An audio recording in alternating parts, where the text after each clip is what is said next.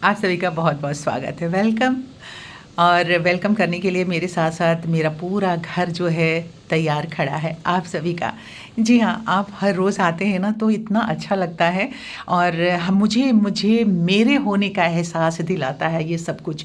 बस दिन की सुबह हुई और घर के क्रियाकलाप शुरू हो गए, डस्टिंग करना, काम करना, क्योंकि आज जो है घर का किचन का भी काम संभालना है मुझे।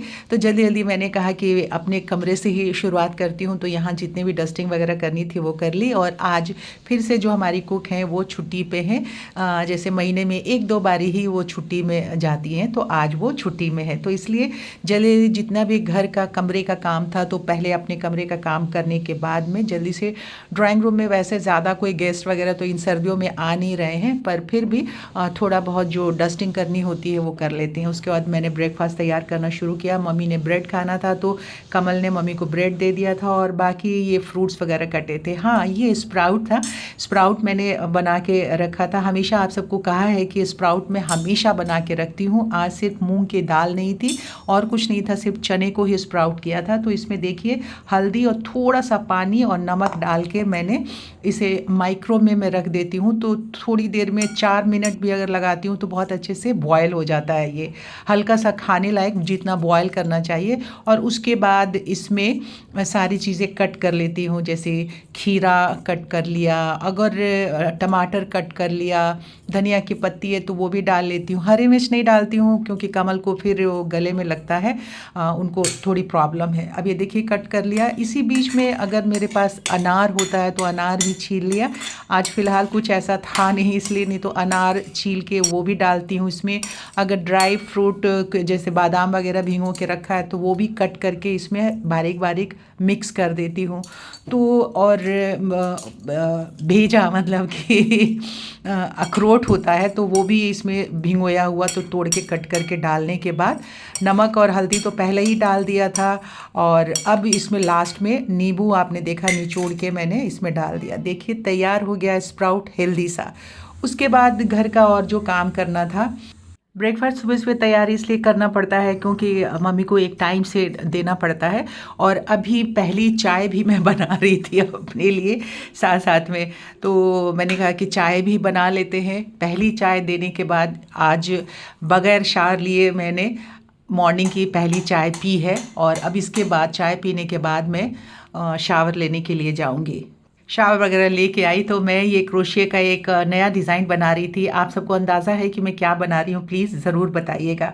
उसके बाद मैंने कुछ अमेज़ोन से मंगाया था सामान। ये देखिए आके टपक गया।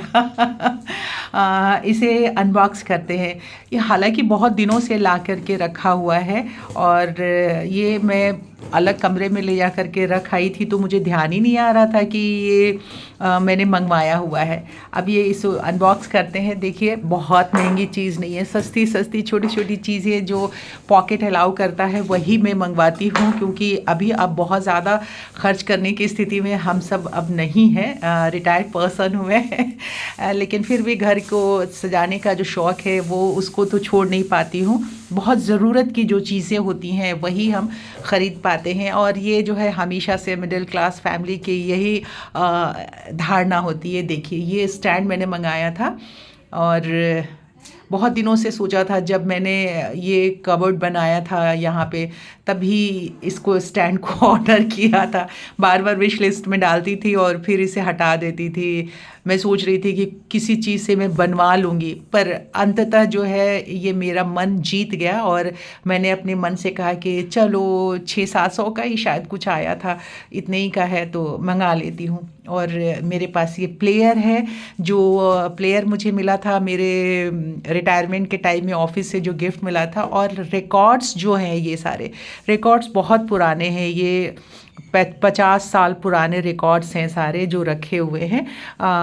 ये मम्मी के टाइम के हैं। मम्मी सुना करती थी भजन वगैरह, और जिस टाइम में रामायण आया करता था ना दूरदर्शन पे, तब उसी वक्त इन्होंने बहुत सारे रिकॉर्ड, और उस वक्त में हम लोगों ने म्यूज़िक प्लेयर ख़रीदा था। देखिए अब इसे मैंने स्टैंड पे यहाँ पे रख दिया, और बहुत टाइम से मेरी ये कल्पना थी कि मैं इस कॉर्नर में इसे सजाऊंगी। और इस तरह से आखिरकार मेरे मन की और मेरे पेशेंस की, कहते हैं ना जिसे, जीत हो गई। अब यहाँ पे रख दिया है। देखिए सबसे आगे मैंने तुलसी रामायण रखा है। ये रामायण जब टीवी पे रामायण आता था ना तभी मम्मी ने ख़रीदा था। तो ये रिकॉर्ड सारे मुझे पुराने ज़माने के रखे हुए मिले। बस अभी अभी धूप निकली है और हम छत पे आ गए।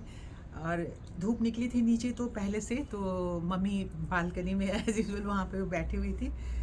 मैं ऊपर आ गई हूँ। जब ऊपर आई बैठने के लिए तो आज सुबह ही मैं गूगल में सर्च कर रही थी कि विटामिन डी की कमी होती है तो धूप का सेवन कैसे करना चाहिए। जनरली क्या होता है हम लोग ना मैं नहीं, ये मतलब मैंने पढ़ा है और डॉक्टर्स का ये कहना होता है कि हम आते हैं जनरली और इस तरह से चेयर रख करके सूरज की रोशनी जो चेहरे पे पड़ रही होती है उस तरफ चेहरा करके बैठ जाते हैं, क्योंकि हमें एकदम इंस्टेंट, कहते हैं ना, गर्माहट मिलने लगती है धूप से।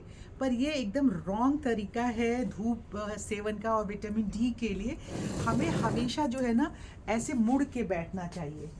और मुड़ के बैठते हुए अगर हम इस तरह से मुड़ के बैठ जाते हैं तो ये जो पीठ रीढ़ की हड्डी होती है ना, इसमें हमें ये तो हमें रीढ़ की हड्डी में धूप मिलनी चाहिए। आपसे बात करने के लिए फिर घूम गई हूँ, पर मैं इस तरह से ही अभी बैठूंगी। तो इस तरह से अगर आप किसी फ़ायदे के लिए धूप ले रहे हैं, और वो भी अब तो सर्दियों का मौसम है तो जब कभी भी धूप निकलती है तो हम आकर के बैठ जाते हैं, या कुछ काम वाम करना है, सब्ज़ी काटनी है, मटर छीलना है या बुनाई करनी है। अच्छा देखिए, आपसे बताते बताते मुझे ध्यान में आया कि मैं बुनाई कर रही थी, वो छोड़ के आ गई। मैं वैसे ही आ गई थी देखने के लिए कि धूप कितनी है। तो मैं अचानक मैंने कहा कि आप सबसे भी बता देते हैं। देखिए डॉक्टर्स तो कहते ही हैं, लेकिन घरों में जो बड़े बुज़ुर्ग होते हैं वो भी तो कुछ ना कुछ सलाह देते हैं। तो मैं भी आप लोगों की बड़ी बुज़ुर्ग हूँ, तो मेरी भी सलाह आप सब मान लीजिए। धूप में हमेशा पीठ की तरफ सूरज की रोशनी हो, वो पीठ, ये जो रीढ़ की हड्डी होती है ना, इसमें यहाँ से धूप लगनी चाहिए। तो ऐसी कोशिश कीजिएगा। चलिए, बहुत सारी शिक्षा हो गई।